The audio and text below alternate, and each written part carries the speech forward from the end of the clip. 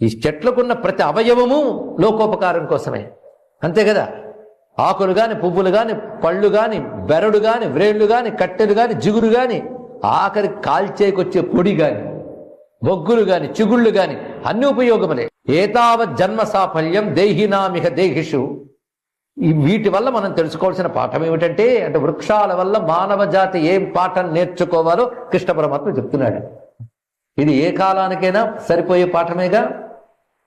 ఏమి చెప్తున్నాడు చూడండి. చెట్ల వల్ల ప్రతి వాళ్ళు తెలుసుకోవాల్సింది ఏంటంటే, జన్మని సఫలం చేసుకోండి.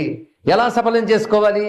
ప్రాణై అర్థై ధియా వాచ శ్రేయ ఏవాచరిత్ సదా.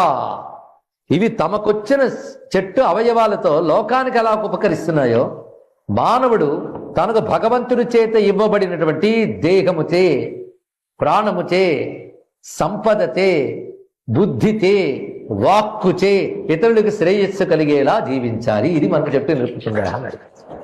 మాటతో మంచి చెయ్యు, బుద్ధితో ఆలోచనలతో మంచి చెయ్యు, నీకు ఇచ్చిన సంపదలతో మంచి చెయ్యు, నీకు ఇచ్చిన శరీరంతో మంచి చెయ్యు అని ఈ చెట్ల వల్ల ప్రతి జీవి నేర్చుకోవాలి అని చెప్తున్న జగద్గురువైన కృష్ణ పరమాత్మ నమస్కారం చేసుకున్నాం.